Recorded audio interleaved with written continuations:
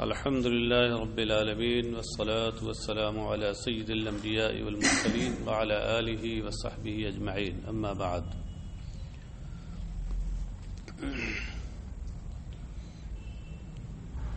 عن البراء بن عازب قال خرجنا مع النبي صلى الله عليه وسلم في جنازة رجل من الأنصار فانتهينا إلى القبر ولما يلحد. حضرت براء ابن عازب رضی اللہ عنہ سے روایت ہے، انہوں نے کہا کہ ہم لوگ نبی اکرم صلی اللہ علیہ وسلم کے ساتھ ایک انصاری شخص کے جنازے میں گئے. فانتہینا الی القبر، تو قبر تک پہنچے، جہاں اس کی قبر تھی وہاں پہنچے. ولما یلحد، جبکہ قبر ابھی تک تیار نہ کی گئی تھی، یعنی ابھی تک تیار نہیں ہوئی تھی پوری قبر. کبھی کبھی ہوتا ہے نہیں، آپ جائیے دیکھیے تو معلوم قبر تیار نہیں، جنازہ پہنچ جاتا ہے تو لوگ رکتے ہیں کچھ دیر. ولما یلحد، اس میں لما جازمہ ہے، فعل مضارع پر داخل ہو کر، اور یہ لفظاً بھی عمل کرتا ہے اور مانن بھی عمل کرتا ہے. لفظاً تو یہ عمل کرتا ہے کہ آخر کو جزم دے دیتا ہے، اور مانن یہ عمل کرتا ہے کہ اس کے اندر نفی بلکہ استغراق نفی کا معنی پیدا کرتا ہے. اچھا، اسی لیے لما یلحد کا معنی نیچے لمعات کے حوالے سے محشی نے لکھا ہے کہ اے لم یلحد بعدو، یعنی اب تک وہ قبر تیار نہ ہوئی تھی. فجلس رسول اللہ صلی اللہ علیہ وسلم وجلسنا حوله كأن على رؤوسنا الطير. تو رسول اکرم صلی اللہ تعالی علیہ وسلم وہاں آپ نے تشریف رکھی، آپ بیٹھے، اور سرکار کے ارد گرد ہم لوگ بھی بیٹھ گئے. اس حال میں بیٹھے کأن علی رؤوسنا الطیر، گویا ہمارے سروں پر پرندے ہیں، یعنی بہت ہی ادب و احترام اور غایت تعظیم کے ساتھ بیٹھے کہ ہم بالکل بے حس و حرکت تھے، اپنے سروں کو بھی نہ ہلا رہے تھے، جیسے کسی شخص کے سر پر پرندہ بیٹھا ہوا ہو اور وہ سر کو نہ ہلائے کہ کہیں اڑ نہ جائے. ہاں، اس طرح یہ غایت تعظیم کی بنیاد پر تھا کہ صحابہ کرام نبی اکرم صلی اللہ علیہ وسلم کی بارگاہ میں غایت تعظیم سے پیش آتے تھے. وفی یدہ عود ینکت بہ فی الارض، اور سرکار کے دست مبارک میں ایک لکڑی تھی کہ جس سے وہ زمین کو کرید رہے تھے. جیسے آدمی جب کسی چیز کے بارے میں متفکر ہوتا ہے، فکر مند ہوتا ہے، تو یہ کیفیت اس کی ہوتی ہے کہ لکڑی لے کر کے مان لیجیے کہیں کچھ زمین کھود رہا ہے، ہاں ایسے ایسے ایسے کرتا رہتا ہے. ہاں، اس لیے عربی زبان میں نکت الارض اور نکت فی الارض یہ فکر مند ہونے کے لیے کنایے کے طور پہ بھی استعمال ہوتا ہے. ہاں ہاں، یعنی سرکار گویا فکر مند تھے کسی معاملے میں، اس لیے ایک عمل کر رہے تھے. فرفع راسہ، تو سرکار علیہ الصلاۃ والسلام نے اپنا سر مبارک اٹھایا. فقالا، پھر ارشاد فرمایا، استعیذوا باللہ من عذاب القبر مرتین او ثلاثن. یہ مرتین اور ثلاثن کا تعلق استعیذوا سے نہیں ہے بلکہ قالا سے ہے. مطلب یہ کہ فقالا مرتینی، یا راوی کو شک ہے، قالا ثلاثن استعیذوا باللہ من عذاب القبر. سمجھے؟ ہاں، سرکار نے 2 بار، یا راوی کو شک ہے 3 بار فرمایا کہ عذاب قبر سے اللہ کی پناہ مانگو. کیونکہ اگر ہم مرتین ثلاثن کو آپ استعیذوا سے متعلق کر دیں تو مطلب کیا ہوگا کہ سرکار نے فرمایا کہ عذاب قبر سے 2 بار یا 3 بار اللہ کی پناہ مانگو، یہ مطلب ہو جائے گا. حالانکہ یہ مراد نہیں ہے. سرکار نے 2 بار یا 3 بار یہ فرمایا، یہ حد درجہ تاکید کے لیے ایسا تھا. ثم قال ان العبد المؤمن اذا كان في انقطاع من الدنيا واقبال من الاخره نزل الیہ ملائکۃ من السماء بيض الوجوه كأن وجوههم الشمس معهم كفن من اكفان الجنة وحنوت الجنة حتى يجلسوا منه مد البصر. پھر فرمایا کہ بندے مومن جب دنیا سے جانے اور آخرت کی طرف آنے میں کی حالت میں ہوتا ہے. دنیا سے جانا ہوتا ہے اور آخرت کی طرف سے آنا ہوتا ہے. جب اس حالت میں جب ہوتا ہے، انقطاع کا معنی ہوتا ہے کٹ جانا، اقبال کا معنی ہوتا ہے کسی طرف آنا اور توجہ کرنا. جب دنیا سے جانے اور آخرت کی طرف آنے کی حالت میں ہوتا ہے، نزل الیہ ملائکۃ من السماء، یعنی جانکنے کا جب وقت آتا ہے تو آسمان سے روشن چہرے والے کچھ فرشتے اس کی طرف اترتے ہیں. بید الوجوہ یہ ملائکہ کی صفت ہے. آسمان سے کچھ ایسے فرشتے اس کے پاس اترتے ہیں بید الوجوہ، جو ایسے روشن چہرے والے کأن وجوہہم الشمس، گویا ان کے چہرے سورج ہیں، ایک دم روشن تابندہ. معہم کفن من اکفان الجنہ وحنوت الجنہ، ان کے ساتھ جنت کے کفنوں میں سے کفن اور جنت کی خوشبو ہوتی ہے. یہ حنوت اور حنوت دونوں صحیح ہے لغت کے اعتبار سے. ہاں ویسے زیادہ فتحے کے ساتھ استعمال ہے حنوت، لیکن ضمے کے ساتھ بھی صحیح ہے. خوشبو وہ خاص طور سے جو کئی خوشبوؤں کو ملا کر کے بنائی جائے اس کو حنوت کہتے ہیں. نیچے لکھا ہے کل طیب خلیتا، اور خاص طور سے میت کے لیے، مردے کے لیے استعمال ہوتی ہے. مردے کے لیے خاص قسم کی خوشبو وہ بناتے تھے عرب، چند خوشبوؤں کو ملا کر، اس کو حنوت یا حنوت کہتے تھے. کل طیب خلیتا للمیت، یہ معنی لکھا نا. حتی یجلسوا منہ مد البصر، جہاں تک کہ وہ اس کی تاحد نگاہ تک بیٹھ جاتے ہیں. فرشتے وہاں اترتے ہیں، مومن کا جسم جہاں ہوتا ہے، اور جہاں تک کہ اس کی نگاہ ہوتی ہے فرشتے ہی فرشتے وہاں تک بیٹھے ہوتے ہیں. ثم یجیء ملک الموت علیہ السلام، پھر حضرت ملک الموت علیہ السلام آتے ہیں، حضرت عزرائیل. حتی یجلس عند راسہ، یہاں تک کہ اس کے سر کے پاس وہ بیٹھ جاتے ہیں. فیقول ایتها النفس الطیبہ اخرجی الی مغفرۃ من اللہ ورضوان، اور پھر کہتے ہیں اے پاکیزہ روح، اللہ کی بخشش اور اس کی خوشنودی کی طرف نکل آ. اپنے جسم سے نکل کے اللہ کی رضا، خوشنودی اور اس کی مغفرت اور بخشش کی طرف آ جاتے ہیں. قال فتخرج تسیل کما تسیل القطرۃ من السقا، سرکار فرماتے ہیں تو وہ روح نکلتی، تخرجوں میں ضمیر حیا کا مرجع نفس، تو وہ روح اس طرح باہر آتی ہے، روح باہر آتی ہے بہتے ہوئے، جس طرح مشکیزے سے پانی کا قطرہ بہتا ہے. مشکیزے سے جیسے پانی بہتا ہو، اس طریقے آسانی کے ساتھ روح اس کے جسم سے باہر آ جاتی ہے. کیوں؟ اس لیے کہ اب تو ابھی تک وہ جسم سے تھی، مانوس تھی ضرور، لیکن یہ فرشتے اور یہ حضرت عزرائیل اس کو جس چیز کی خوشخبری دے رہے ہیں وہ اس جسم سے کہیں زیادہ بڑھ کر ہے، اللہ کی مغفرت اور اس کی رضا و خوشنودی. اس لیے وہ آسانی کے ساتھ باہر آ جاتی ہے، جیسے مشکیزے سے پانی باہر آ جائے. نیچے دیکھیے معنی اس کا لکھا ہوا نا، تسیل کما تسیل القطرۃ من السقا. نیچے لکھا ہے کہ یرید ان خروج الروح من البدن بسہولۃ ولین وسرعۃ. یعنی اس تشبیہ کا حاصل کیا ہے کہ آسانی، نرمی اور تیزی کے ساتھ وہ بڑی جلدی میں وہ روح جسم سے باہر آتی ہے، جیسے مشکیزے سے پانی تیزی کے ساتھ باہر ٹپکتا ہے. فیاخذھا، تو حضرت ملک الموت اسے لے لیتے ہیں، اس روح کو. فَإِذَا أَخَذَهَا لَمْ يَدَعُوهَا، اس کو صحیح کر لیجئے، دال پر زبر تھوڑا وہ صاف نہیں ہے، ایسا لگتا ہے جیسے نقطہ ہو. وَدَعَا يَدَعُو بمعنی ترکا سے، یہ فعل مضارع منفی مجزوم ہے.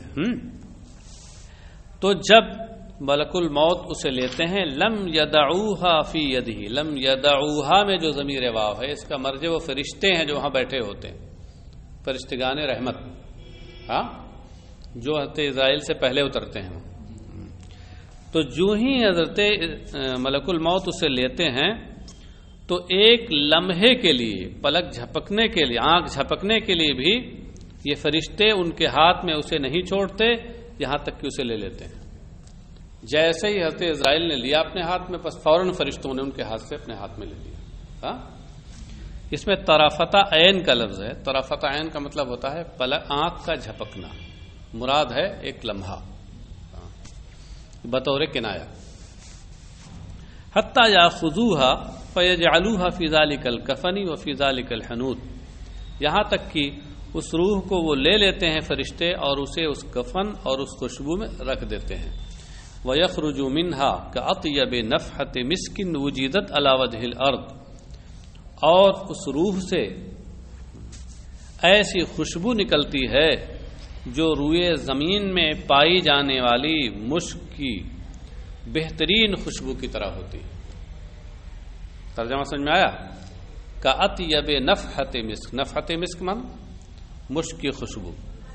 وجدت علی وجہ الارض، یہ جملہ صفت ہے نفحت، تو اس لیے میں نے ترجمہ کیا کہ اس سے ایسی خوشبو نکلتی ہے کہ جو روئے زمین پر پائی جانے والی مشک کی بہترین خوشبو کی طرح ہوتی، اطیب بہترین۔ قال فیصعدون بها، سرکار نے فرمایا پھر وہ فرشتے اس روح کو لے کر اوپر چڑھتے ہیں۔ فلا یمرون یعنی بها علی ملئ من الملائکہ، تو ان کا گزر نہیں ہوتا۔ کیا مطلب؟ کہاں سے نہیں گزر؟ اس میں حدیث میں اتنا تھا کہ سرکار نے فرمایا کہ فلا یمرون الا قالوا ما هذا الروح، بیچ میں راوی جو ہیں وہ اس کی تشریح کر دے رہے ہیں کہ فلا یمرون کا مطلب یہ ہوتا ہے کہ فلا یمرون بها علی ملئ من الملائکہ، سیاق عبارت سے بات سمجھ میں آ رہی ہے۔ اسی کو اصطلاح میں اصول حدیث کے اسلامی ادراج کہا جاتا ہے، یعنی راوی بیچ میں حدیث کے کسی لفظ کی تشریح کر دے یا کسی اجمال کی تفصیل کر دے، یا کسی اطلاق کو میں قید لگا دے وغیرہ وغیرہ، تو اس کو کہتے ہیں ادراج، اور ایسے اس عمل کو ادراج کہتے ہیں، اس حدیث کو مدرج کہیں گے، اتنے حصے کو مدرج اصول حدیث میں آپ نے پڑھا ہوگا جی۔ فلا یمرون، تو وہ فرشتے یعنی اس روح کو لے کر اور فرشتوں کے کسی گروہ کے پاس نہیں گزرتے، مگر وہ گروہ، اس گروہ کے فرشتے کہتے ہیں ما ھذا الروح الطیب، یہ پاکیزہ روح کون سی ہے، کیسی ہے۔ یعنی مطلب کہنے کا یہ ہے، لا یمرون میں لا نفی کا ہے اور الا جو ہے یہ استثناء کا ہے، تو اب معنی مثبت کا کر لیجیے۔ تو ترجمہ کیا ہوگا کہ یہ فرشتے فرشتوں کے جس گروہ کے پاس سے بھی لے کر اس روح کو گزرتے ہیں تو وہ گروہ ملائکہ کہتے ہیں ما ھذا الروح الطیب، یہ پاکیزہ روح کون سی ہے۔ مطلب کیا ہو تو کہنے کا کہ یہ کون ہیں، ان کا تعارف کیا ہے۔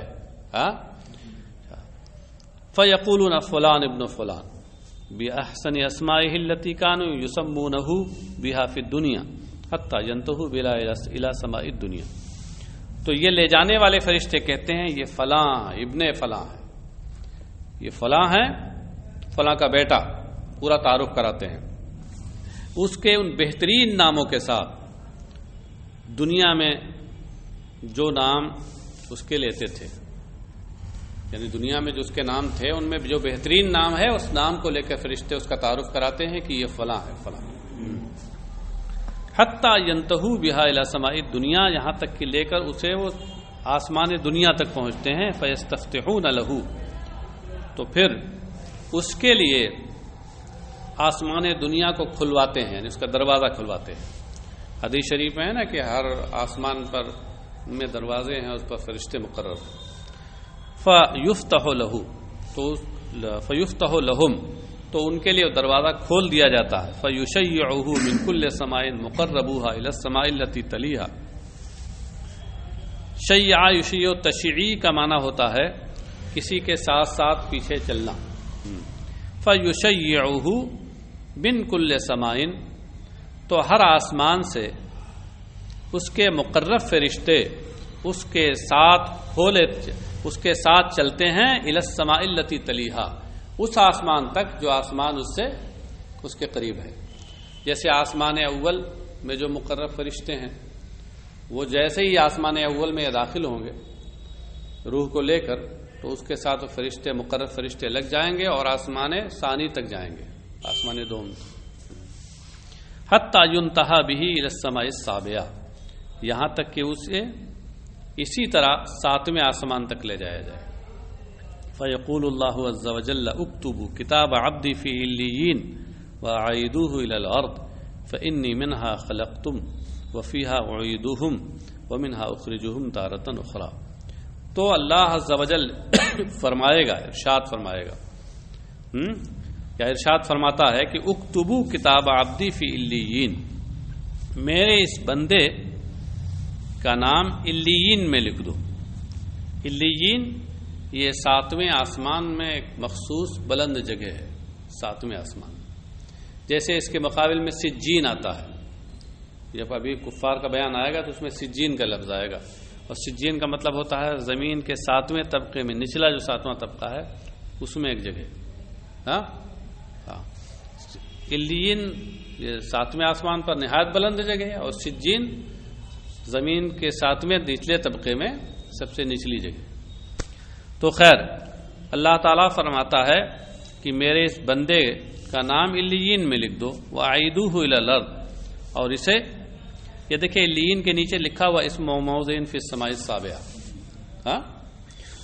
وَأَعِيدُوهُ إِلَى الْأَرْضِ، اور اسے زمین کی طرف واپس لے جاؤ.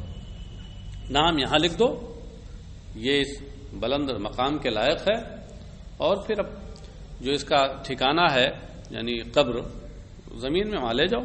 فإنی منہا خلقتہم، اس لیے کہ میں نے ان لوگوں کو اسی سے پیدا کیا، وفیہا اعیدہم، اور اسی کی طرف ہم انہیں دوبارہ لے جائیں گے، ومنہا اخرجہم تارۃ اخری، اور پھر دوبارہ انہیں اسی سے نکالیں گے.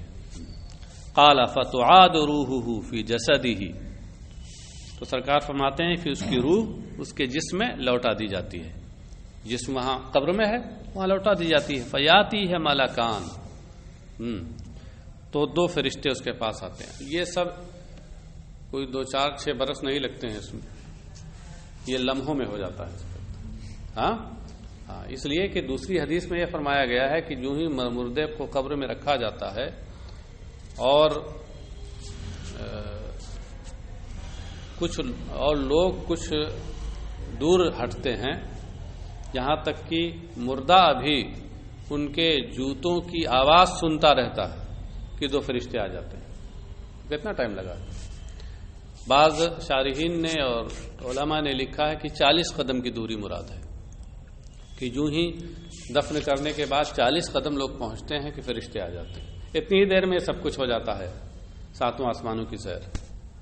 ہاں فیاتی ہے ملکان، تو اس کے پاس 2 فرشتے آتے ہیں. فیجلسانہ فیقولان لہ من ربک، پھر اسے بٹھاتے ہیں اور اس سے کہتے ہیں تیرا پروردگار کون ہے. فیقول ربی اللہ، یہ تو سب آپ لوگوں کا پڑھا ہوا ہے، بار بار سنا ہوا، بلکہ بیان کرتے ہوں گے آپ لوگ. فیقول ربی اللہ، تو وہ کہے گا میرا پروردگار اللہ ہے. وہ کہتا ہے میرا پروردگار اللہ ہے. فیقولان لہ ما دینک، اس سے کہتے ہیں تمہارا دین کیا ہے. فیقول دینی الاسلام، تو کہتا میرا دین اسلام ہے.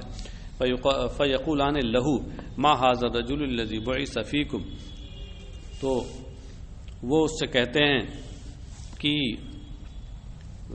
یہ صاحب کون تھے جو تمہارے درمیان بھیجے گئے، مبعوث کیے گئے. فیقول هو رسول اللہ صلی اللہ علیہ وسلم، تو وہ کہتا ہے کہ وہ تو اللہ کے رسول صلی اللہ علیہ وسلم ہیں. فیقولان لہ وما علمک، تو وہ لوگ اس سے کہتے ہیں وما علمک، تمہیں کیسے معلوم، تمہیں اس کا علم کیسے کہ یہ اللہ کے رسول ہیں. فیقول قرأت کتاب اللہ فآمنت بہ وصدقت، تو وہ کہتا ہے کہ میں نے اللہ کی کتاب پڑھی تو اس پر ایمان لایا اور اس کو سچی جانا، اس کی تصدیق کی. فینادی مناد من السماء، یعنی چونکہ میں نے اللہ کی کتاب پڑھی اور اس پر ایمان لایا، اس کی تصدیق کی، اور اس کے ذریعے معلوم ہوا کہ یہ اللہ کے رسول ہیں. ہاں فینادی منادی من السماء ان صدق عبدی، تو آسمان سے ایک ندا دینے والا یہ ندا دے گا کہ میرے بندے نے سچ کہا. فافرشوہ من الجنہ، افرشوہ من الجنہ والبسوہ من الجنہ. یہ پتہ نہیں زبر کہاں لگا دیا ہے، البسو ہونا چاہیے، الباس سے، الباس سے فعل امر ہے البسو. فافرشوہ من الجنہ، تو اس کے لیے جنت کا فرش بچھاؤ. والبسوہ من الجنہ، اور اسے جنت کا لباس پہناؤ. وفد، کیونکہ والبسوہ اگر ہو جائے جو جیسا کہ لکھا ہوا یہاں، تو لبیسا یلبسو کا معنی تو پہننا ہوتا ہے، تو وہ تو لازم ہوگا. یعنی وہ معنی یہاں سیٹ ہی نہیں ہوگا، اس معنی کا لازم نہیں ہوگا. یہ معنی سیٹ نہیں ہوگا کہ البسوہ من الجنہ کا مطلب اس کو جنت سے پہنو، یہ معنی ہو جائے گا. پھر پہناؤ کے معنی میں الباس آتا ہے باب فعل سے، اور الباس سے جب فعل امر لائیں گے تو البسو آئے گا. وَأَلْبِسُوهُ مِنَ الْجَنَّةِ، اور اسے جنت کا لباس پہناؤ. وَافْتَحُوا لَهُ بَابًا إِلَى الْجَنَّةِ، اور اس کے لیے جنت کا دروازہ کھول دو. قَالَ فَيَأْتِيهِ مِنْ رَوْحِهَا وَطِيبِهَا وَيُفْسَحُ لَهُ فِي قَبْرِهِ مَدَّ بَصَرِهِ. سرکار نے فرمایا تو اس کے پاس جنت کی ہوا اور جنت کی خوشبو آئے گی. روح، روح کا معنی راحت بھی ہوتا ہے، راحت و آرام و آتا ہے جیسے اس سے پہلے گزرا ہے، اور روح کا معنی ہوا بھی ہوتا ہے. فَيُفْسَحُ لَهُ فِي قَبْرِهِ مَدَّ بَصَرِهِ، تو تا حد نگاہ اس کی قبر اس کے لیے کشادہ کر دی جاتی ہے. قَالَ وَيَأْتِيهِ رَجُلٌ أَحْسَنُ الْوَجْهِ حَسَنُ الثِّيَابِ طَيِّبُ الرِّيحِ فَيَقُولُ أَبْشِرْ بِالَّذِي يَسُرُّكَ. سرکار نے فرمایا اور اس کے پاس ایک خوش شکل، خوش لباس، خوشبودار شخص آئے گا. احسن الوجہ، خوش شکل، نہایت خوبصورت. حسن الثیاب، خوش لباس. طیب الریح، خوشبودار شخص آئے گا. فیقول، کہے گا ابشر بالذی یسرک، کہے گا کیا کہتا ہے، سب حال کا صیغہ چل رہا ہے نا. کہتا ہے کہ ابشر بالذی یسرک، تجھے خوشخبری ہو اس کی، اس چیز کی جو تمہیں خوش کر دے گی. ھذا یومکم الذی کنت توعد، یہ تیرا وہ دن ہے جس کا تجھ سے وعدہ کیا گیا تھا. فیقول لہ من انت، تو یہ شخص اس خوش لباس شخص سے کہے گا من انت، تم کون ہو. یہ مرنے والا اس سے پوچھے گا تم کون ہو. فوجہک الوجہ یجیء بالخیر، کیونکہ تمہارا چہرہ تو ایسا چہرہ ہے جو بھلائی لاتا ہے. یجیء بالخیر، کچھ چہرے ایسے ہیں نا جن کو دیکھ کر کے خوشی ہوتی ہے، اور کچھ چہرے ایسے ہوتے ہیں جن کو دیکھ کر کے جی چاہتا ہے کتنی جلدی غائب ہو جائیں یا ہم ہی ان کے سامنے سے غائب ہو جائیں.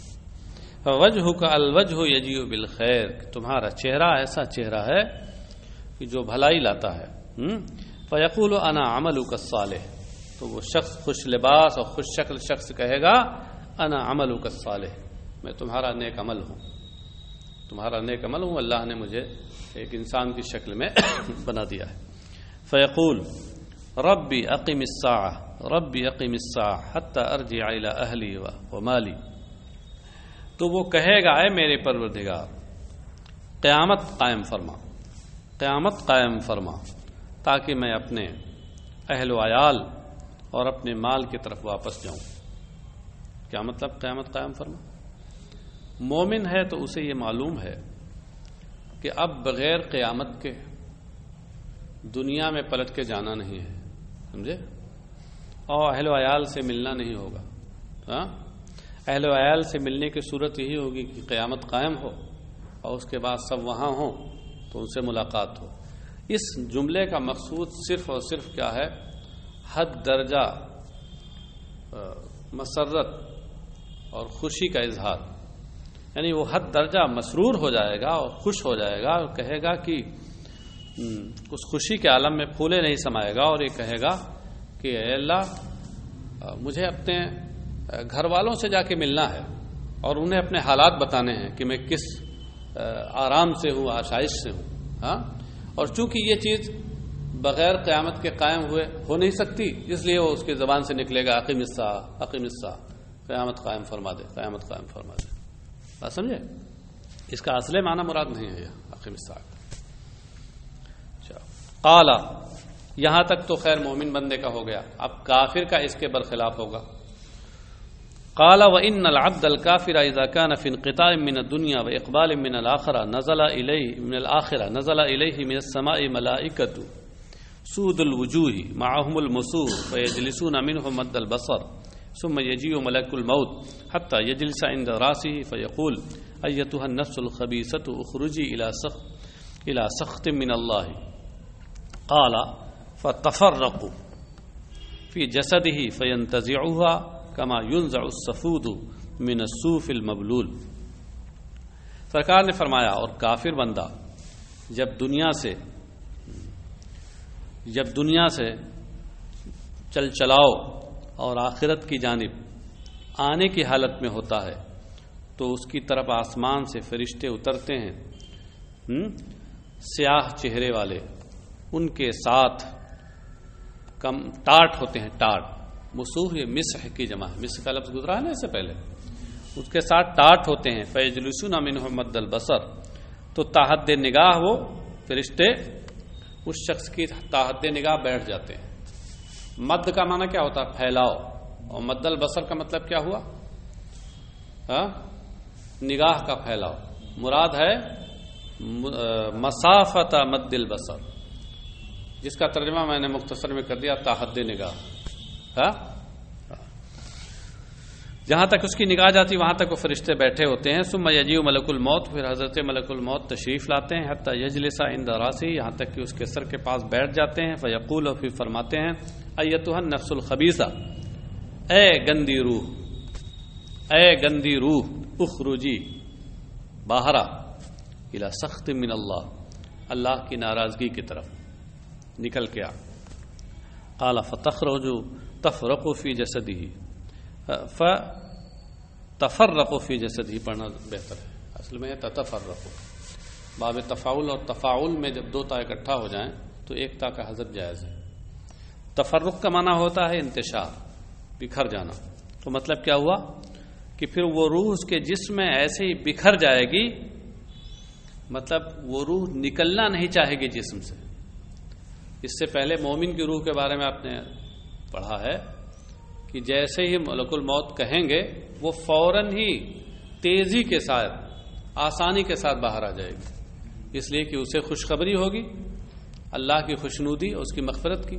اور یہاں اس کے الٹا ہے معاملہ، اس لیے وہ کافر کی جو روح ہے وہ نکلنا نہیں چاہے گی، وہ بدن کے مختلف حصوں میں چھپنا چاہے گی کہ کسی سے بچ جائیں، تو بکھر جائے گی.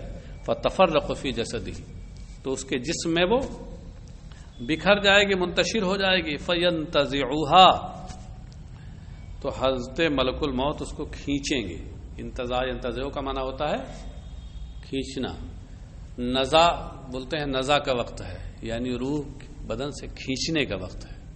نزع کا معنی کیا ہوتا ہے؟ کھینچنا.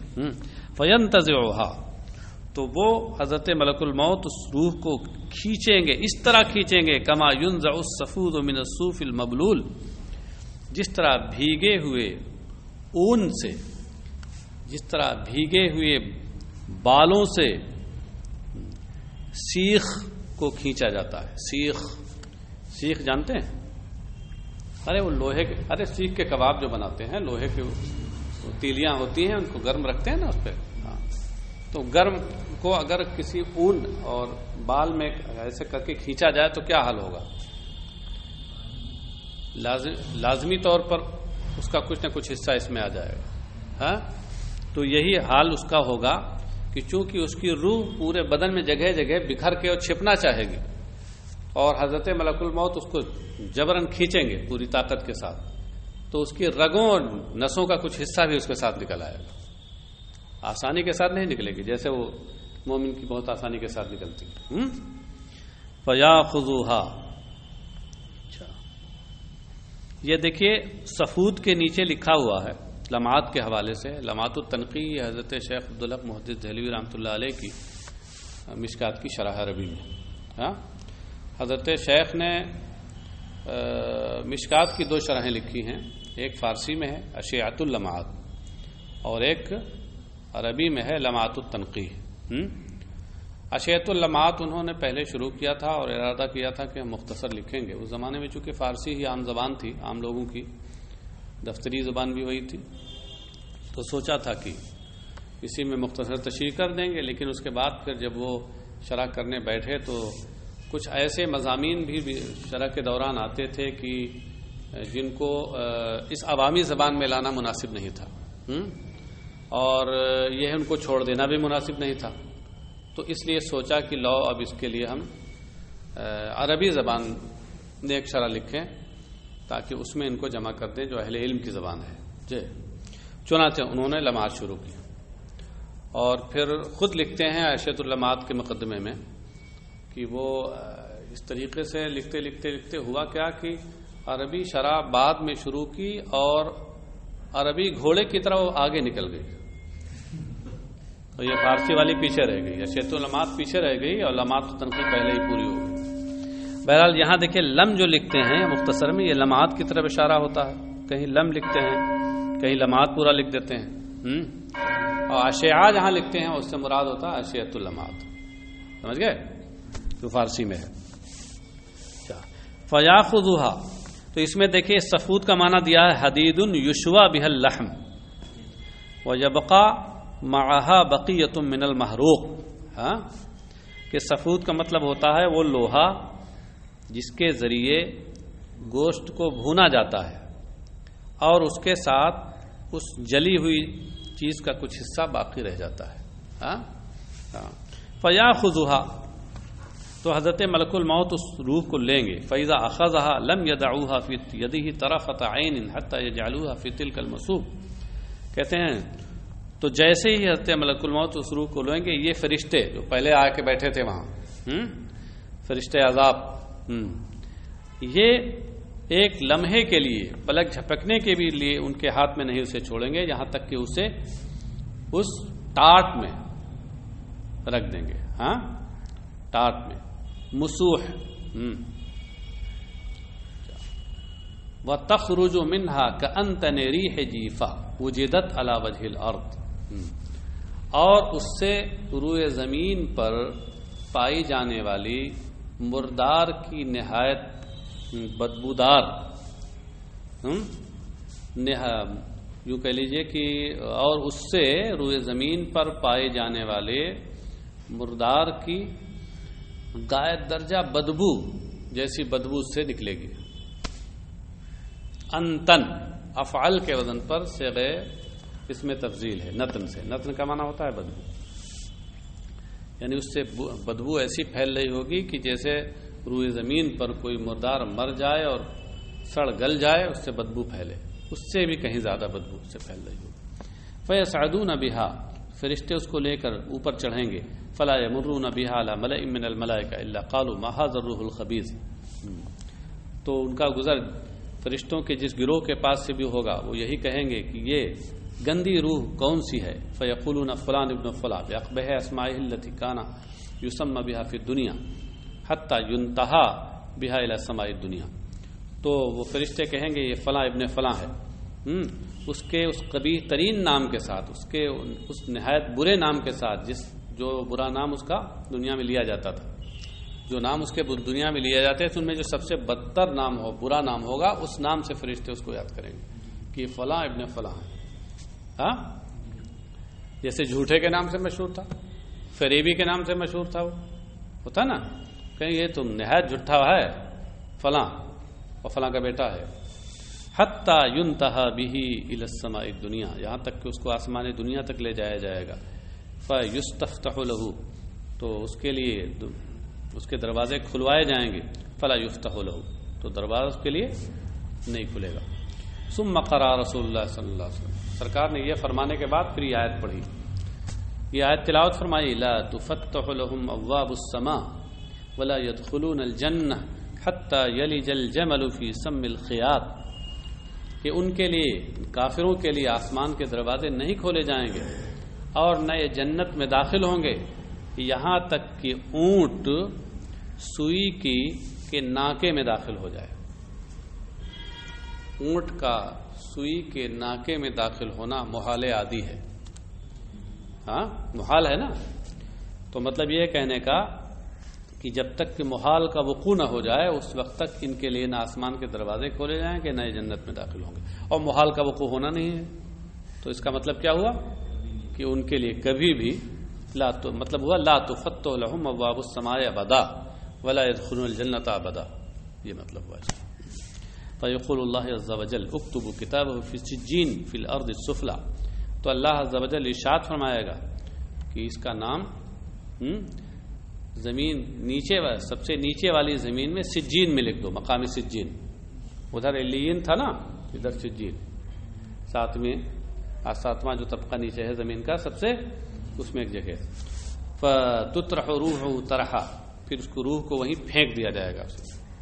ہاں ایسے پھینک دیا جائے گا اس میں. ثم قرأ. پھر سرکار نے فرمایا من یشرک باللہ فکأنما خر من السماء فتخطفه الطیر اور تہوی به الریح فی مکان سحیق. کہ جو اللہ کے ساتھ شرک کرے گویا وہ آسمان سے نیچے گرا. خرّا سقطا. آسمان سے نیچے گرا. فتخطفه السماء تو پرندے اسے اچک لیتے ہیں.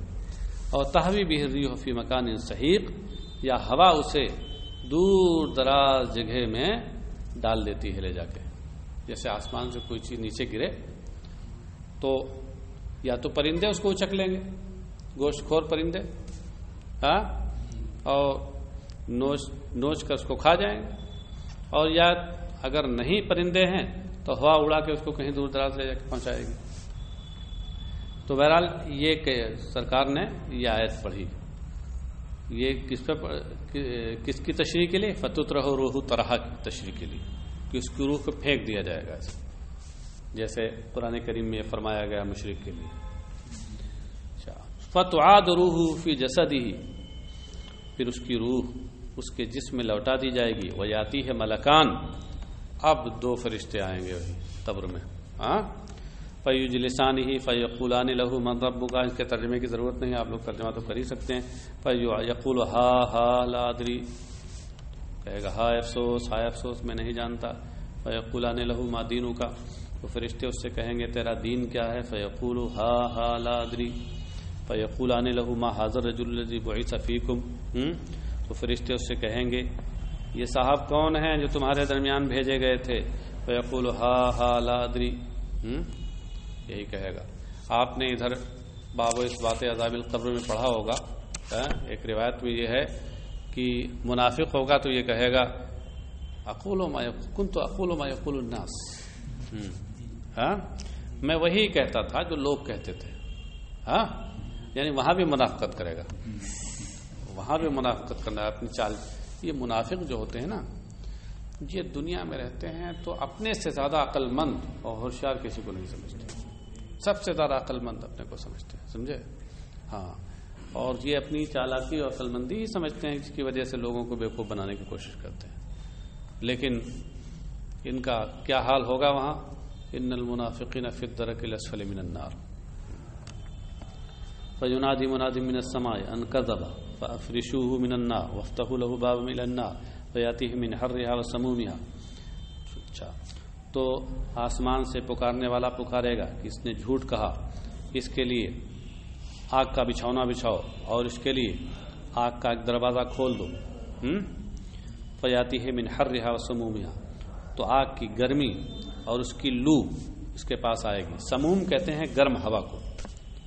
یہاں مراد کیا ہے؟ اس کی لپٹ. شدت حرارت یہاں نیچے لکھا ہے نا مرقات کے حوالے سے. مرقات المفاتیح یہ بھی مشکات المصابیح کی شرح ہے, علامہ ملا علی قاری رحمۃ اللہ علیہ کی لکھی, بڑی اچھی شرح. وَيُضَيِّقُ عَلَيْهِ قَبْرُهُ حَتَّى تَخْتَلِفَ فِيهِ أَضْلَاعُهُ. اور اس پر اس کی قبر تنگ کر دی جائے گی یہاں تک کہ اس کی پسلیاں ادھر سے ادھر ہو جائیں. اختلاف کا مطلب کیا ہے؟ ادھر سے ادھر ہو جانا. اضلاع ضلع کی جمع ہے, ضلع کا معنی پسلی ہے.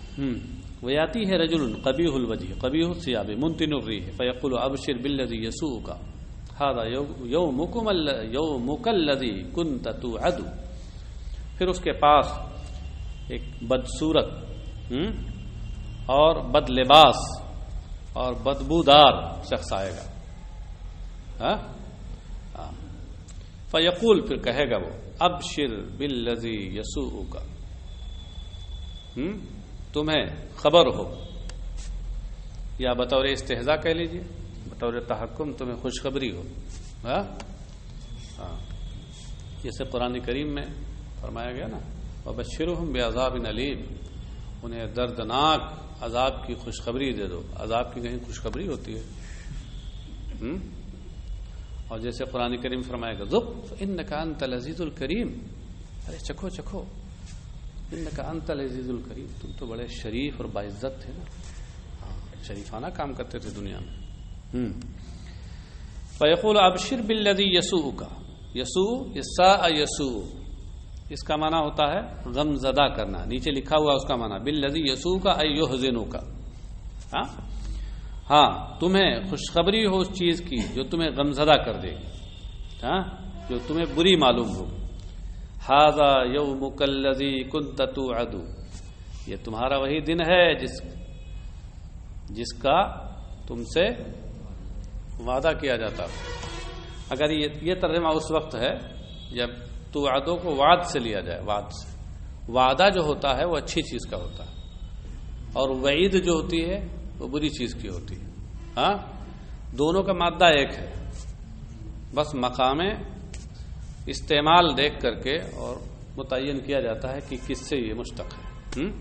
یہاں شارحین نے دونوں باتیں لکھی کہ اگر ابشر کی طرف دیکھیں آپ تو جس طرح بطور استہزاء اور تحکم یہاں خبر کو بشارت کہا گیا ہے، تو ایسے ہی یہاں توعد وعد سے لے لیا جائے، جس میں خیر کا معنی ہوتا ہے.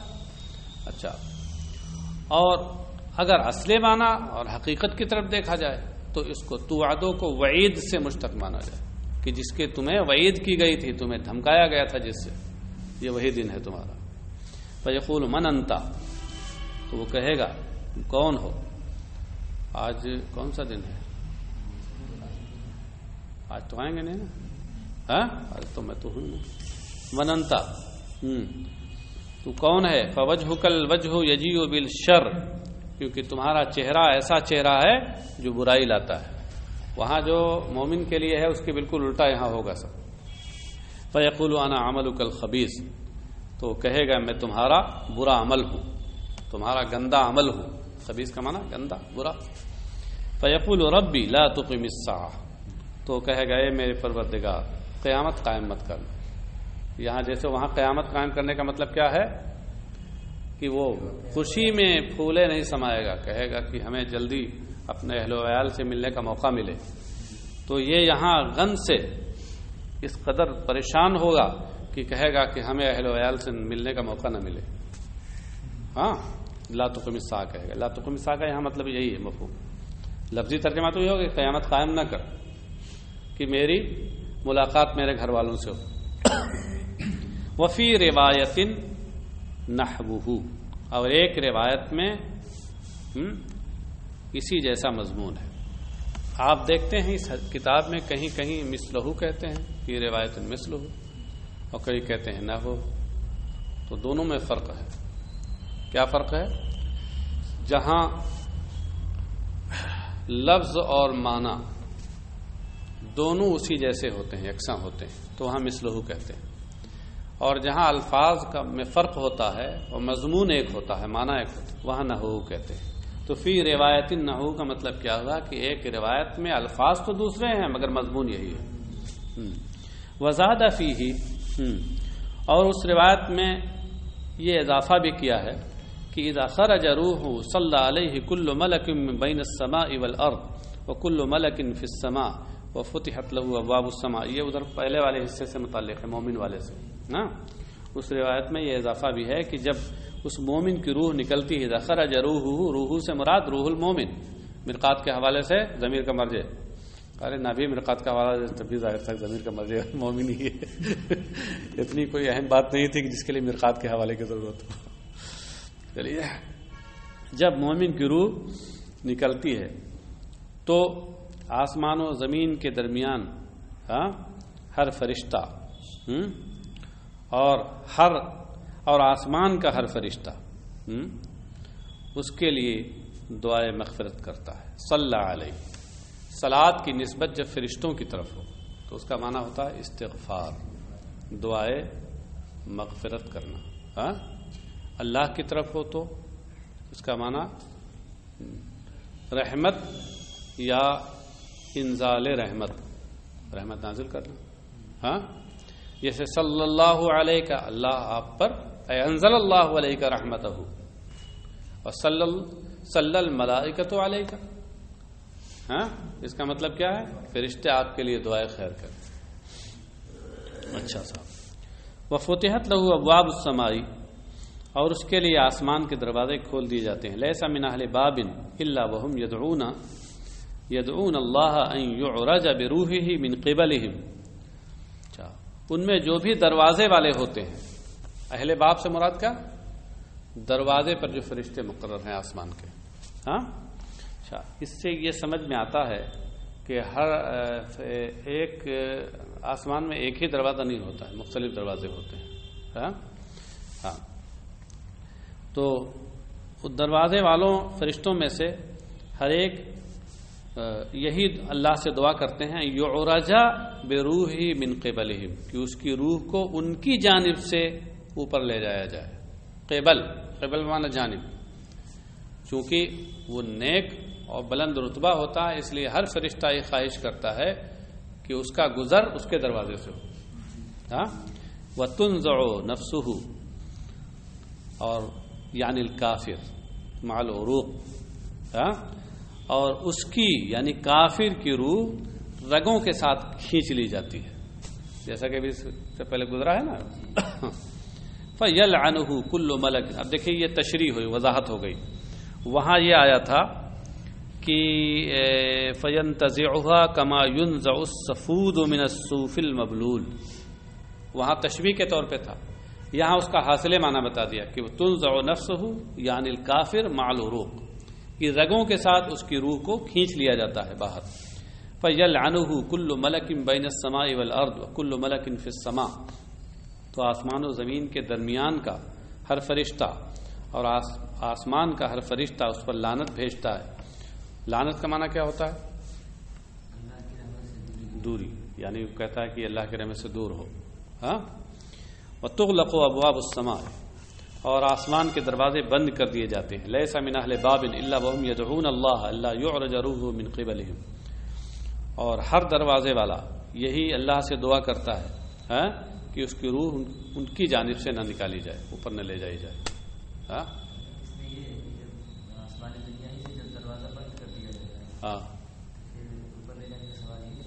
ہاں تو مطلب وہی نہ ہو، حاصل وہی ہوا کہ ہر دروازے والا جہاں تک وہ پہنچ سکتا تھا، روح پہنچ سکتی تھی، تو وہ یہی کہتا ہے کہ ہمارے ہاں سے اس کو نہ لے جائے. آسمان دنیا ہے، اس لیے میں نے کہا نا کہ ایک آسمان میں کئی دروازے ہوتے ہیں، ہر دروازے پہ فرشتے مقرر ہیں. اس لیے پہلے ہی میں نے کو بات کہہ دی تھی آپ کے سامنے. اچھا صاحب.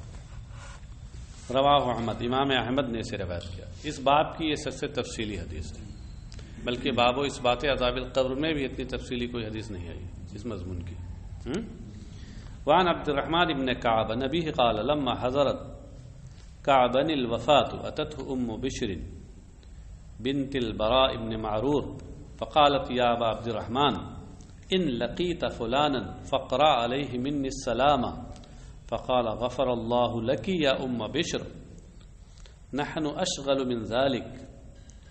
فقالت يا أبا عبد الرحمن أما سمعت رسول الله صلى الله عليه وسلم يقول إن أرواح المؤمنين في طير خضر تعلق بشجر الجنة؟ قال بلى. قالت فهو ذاك. رواہ ابن ماجہ والبیہقی فی کتاب البعث والنشور. حضرت عبد الرحمن ابن کعب سے روایت ہے اور وہ اپنے والد سے روایت کرتے ہیں. ان کے والد کون ہیں؟ عبد الرحمن ابن کعب کے. عبد الرحمن ابن کعب کے والد کون ہیں؟ کعب. ہاں، یہ کعب کون ہے؟ یہی کعب ابن مالک. وہی کعب ابن مالک جنہوں نے صاحب قصیدہ بان السعاد. بان السعاد قصیدہ پڑھا نہیں آپ نے؟ ہاں، مدیح النبی میں بان السعاد فقلب اليوم مبتول متیم اسرها لم یفت مقبول، وہ ہے نا قصیدہ پورا. ہاں، تو انہی کے بیٹے ہیں عبد الرحمن. تو یہ اپنے والد سے روایت کرتے ہیں کہ قال لما حضرت کعب الوفات، جب حضرت کعب کی وفات کا وقت قریب ہوا، اتتہ ام بشر، تو ام بشر بنت برا ابن معرور، برا ابن معرور کی بیٹی ام بشر ان کے پاس آئیں. یہ کبار صحابیات میں سے تھی. فقالت یا ابا عبد الرحمن، تو انہوں نے کہا اے ابو عبد الرحمن، ان لقیت فلانا فقرا علیہ من السلام، اگر فلاں سے تمہاری ملاقات ہو تو میرا ان سے سلام کہہ دینا. تم تو اب دنیا سے جا رہے ہو عالم ارواح کی طرف، عالم برزخ کی طرف. تو یہاں سے اور لوگ جو پہلے جا چکے ہیں، میرے کچھ اقربا جا چکے ہیں، میرے گھر والے کچھ جا چکے ہیں، تو فلاں سے اگر تمہاری ملاقات ہوگی تو میرا سلام ان سے کہہ دینا. فقال غفر اللہ لکی یا ام بشر، تو حضرت کعب نے کہا ام بشر اللہ تمہیں بخشے.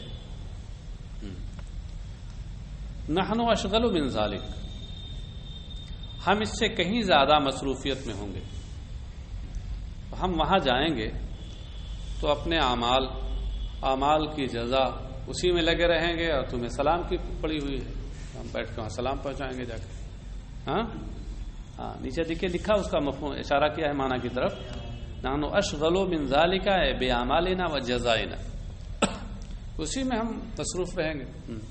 فقالت یا ابا عبد الرحمن، تو ام بشر نے کہا اے ابو عبد الرحمن، اما سمعت رسول اللہ صلی اللہ علیہ وسلم یقول، کیا آپ نے نہیں سنا رسول اللہ صلی اللہ علیہ وسلم کو کہ وہ فرماتے ہیں یقیناً مومنوں کی روحیں سبز پرندوں میں ہیں جو جنت کے درخت کو کھاتے رہتے ہیں، چرتے رہتے ہیں. فی طیر خضر، ہاں، طیر خضر یا طیرن خضر، زیادہ واضح ہے طیرن خضر موصول صفت. ہاں، یہاں روایت میں مختلف الفاظ آئے ہیں. بعض احادیث میں ہے فی حواصل طیرن خضر، فی بعض میں ہے فی اجواف طیرن خضر. ہاں، حواصل پپوٹے، ہاں، وہی جو میدا ہوتا ہے پرندے کا اس کو عربی میں حاصلہ کہتے ہیں، جمع حواصل ہے. ہاں، پپوٹا جس میں جا کے اس کی غذا رکتی ہے. جیسے انسانوں اور بڑے جانوروں کا میدا ہوتا ہے، اوجھڑی جس میں جا کے سب رکتا ہے، اس کو عربی پرندوں کے لیے، اس کے لیے عربی میں کیا ہوتا ہے؟ حاصلہ، جس کی جمع حواصل پپوٹا. اور بعض میں آیا ہے فی اجواف طیر، حاصل دونوں کا ایک ہے، اجواف کہیں یا حواصل کہیں. اور بعض میں یہی ہے جو یہاں آپ نے دیکھا. ہاں، اور بعض روایات میں خضرن کے بجائے بیزن آیا ہے، فی طیرن بیزن، سفید پرندوں. تو اب اس میں یہ کہا جا سکتا ہے کہ ہو سکتا ہے کہ اللہ تبارک و تعالیٰ وہ قادر مطلق ہے، بعض مومنین کی روحوں کو سفید پرندوں میں امانت کے طور پہ رکھے اور بعض کو ہرے پرندوں کے پپوٹے میں امانت کے طور پہ رکھے. مگر خیال ہے کہ یہاں پرندوں میں اس کا رکھنا، روح کا پرندوں کے پپوٹے میں اور پیٹ میں رکھنا، یہ ایسے نہیں ہوگا جیسے جسم میں روح رکھی جاتی ہے. ہمارے بدن میں ہماری روح ہے، اس طرح نہیں ہوگی، بلکہ وہ ایسی ہوگی جیسے کسی قیمتی چیز کو کسی تجوری میں اور صندوق میں بند کر دیا جاتا ہے. ہاں، اس لیے کہ اگر یہ مان لیا جائے کہ جیسے بدن میں روح رکھی گئی ہے ایسے پرندوں کے پیٹ میں وہ روح رکھی جائے گی، تو اس طرح سے تو اس کی توہین ہوگی کہ انسان جو اشرف المخلوقات ہے اسے جانور کا روپ دے دیا گیا، ہاں ہے نا۔ اس لیے علماء یہاں فرماتے ہیں کہ مراد یہ ہے کہ وہ ایک قیمتی چیز ہے، تو جس طرح صندوق میں کسی قیمتی ہیرے جواہرات کو رکھا جاتا ہے بطور حفاظت، ایسے حفاظت کے طور پر رکھی جائے گی، اس کا اس سے تعلق یہ نہیں، اس طرح کا نہیں ہوگا جسے روح کا اس کے بدن سے تعلق ہوتا ہے۔ تعلق بشجر الجنہ، علق یعلق، اس کا معنی ہوتا ہے چرنا اور کھانا، بشجر الجنہ میں بازائدہ ہے، یعنی تعلق شجر الجنہ ہے اصل میں۔ قال بلا، تو انہوں نے کہا کیوں نہیں، یعنی سرکار نے وہ کہ یہ حدیث میں نے سنی ہے۔ قالت فہو ذاک، تو ام بشر نے کہا تو بس یہی مطلب ہے میرے کہنے کا یہی مطلب ہے، آپ اتنے زیادہ مصروف نہیں وہاں ہو جائیں گے جا کے کیا ہمارا سلام بھی نہ پہنچا سکے، پہنچا دیجیے گا۔ رواہ ابن ماجہ بیہقی، ابن ماجہ نے اسے روایت کیا اور بیہقی نے کتاب البعث والنشور میں۔ وعنہ عن ابیہ، عنہ میں ہو ضمیر کا مرجع عبد الرحمن، ہاں ابیہ سے مراد کعب، حضرت عبد الرحمن ابن کعب سے روایت ہے، وہ اپنے والد کعب سے روایت کرتے ہیں، انہ کان یحدث ان رسول اللہ صلی اللہ علیہ وسلم قال انما نسمۃ المؤمن طیر تعلق فی شجر الجنہ حتی یرجعہ اللہ فی جسدہ یوم یبعثہ، رواہ مالک والنسائی والبیہقی فی کتاب البعث والنشور۔ والد سے اپنے روایت کرتے ہیں کہ ان کے والد یہ حدیث بیان کرتے تھے کہ رسول اللہ صلی اللہ علیہ وسلم نے ارشاد فرمایا کہ مومن کی روح، نسمۃ المومن، نسمہ کا معنی روح ہے، کہ مومن کی روح ایک پرندہ ہوگی کہ تعلق فی شجر الجنہ، جو جنت کے درختوں میں کھائے گی، چرے گی۔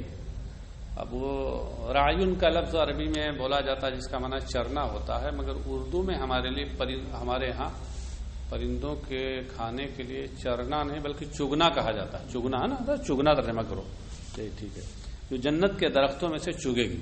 ہاں، حتی یرجعہ اللہ، یرجع بھی پڑھ سکتے ہیں اور یرجع بھی پڑھ سکتے ہیں، ہاں، کیونکہ رجع یرجعو کا معنی بھی لوٹانا ہوتا ہے، لوٹنا بھی ہوتا ہے، لوٹانا بھی ہوتا ہے۔ قرآن کریم میں ہے فارجع البصر کرتین ينقلب الیک البصر خاسئا وهو حسیر۔ فارجع البصر متعدی نہ ہوتا تو بصرہ مفعول بھی کیوں ہوتا؟ ہاں، تو یرجع بھی آپ پڑھ سکتے ہیں، یرجع کا معنی بھی لوٹانا ہوتا ہے، اور رجع یرجع رجعان سے آپ متعدی سے مان وہ بھی پڑھ سکتے ہیں، یہاں تک کہ اللہ تعالیٰ اسے اس کے جسم میں لوٹا دے گا، یوم یبعثہ، جس دن اسے دوبارہ وہ زندہ کرے گا۔ یہ دوبارہ کب زندہ کرے؟ قیامت قائم ہونے کے وقت۔ ہاں، امام مالک اور نسائی نے اسے روایت کیا اور امام بیہقی نے کتاب البعث والنشور میں اسے روایت کی۔ المحمد ابن المنکدر قال دخلت على جابر بن عبد الله وهو يموت فقلت اقرأ على رسول الله صلی اللہ علیہ وسلم السلام۔ حضرت محمد ابن منکدر سے روایت ہے کہ میں حضرت جابر ابن عبداللہ کے پاس اس وقت گیا جبکہ وہ جانکنی کے عالم میں تھے، وہو یموت۔ ہاں، وہو یموت کا مطلب کیا ہوا؟ کانا یقرب من الموت۔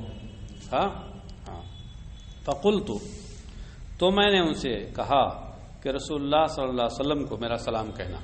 اچھا، اس سے کیا سمجھ میں آیا کہ اگر نیک بندے ہوں تو ان کے ذریعے اپنے نیک بھائیوں کو آپ سلام بھیجوا سکتے ہیں۔